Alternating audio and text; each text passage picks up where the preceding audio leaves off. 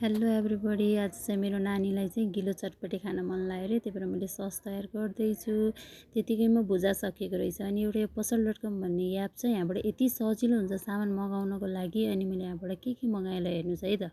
यो पसल.comबाट चाहिँ मैले के अर्डर गरेँ भनेर चाहिँ म तपाईँहरूलाई देखाउँछु है साथीहरू। यस्तो सजिलो भएको छ नि कुरा नगर्नु। मलाई एकदम मनपर्छ कि बिस्कुट है। टमाटर सकिएको थियो है, कागती।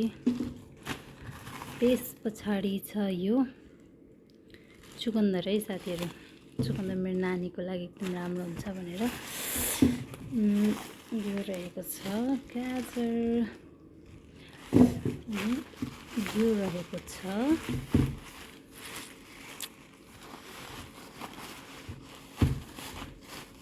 छ काँक्रो अनि भुजा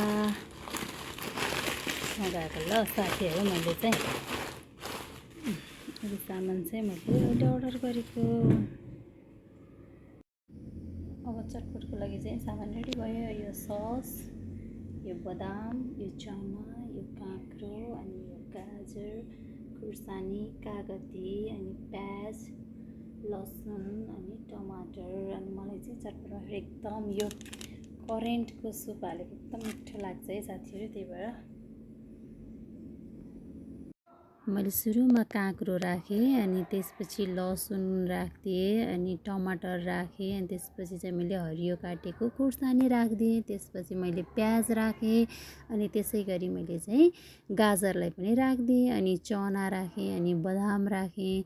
त्यसपछि चाहिँ मैले करेन्टको सुप, अर्को चाउचाउको सुप राखेँ, अनि चाउचाउ राखेँ, अनि त्यसपछि कागतीलाई मैले तरर निचोरेर राखिदिएँ। अनि त्यसपछि चाहिँ भुजा राखेँ, अनि त्यसपछि चाहिँ मैले नुन, बिरे नुनहरू सबै मसलाहरू राखेपछि मैले के राखिदिएँ, सस राखिदिएँ साथीहरू। त्यसपछि मेरो चटपटे यस्तो भएर रेडी भइसकेको थियो।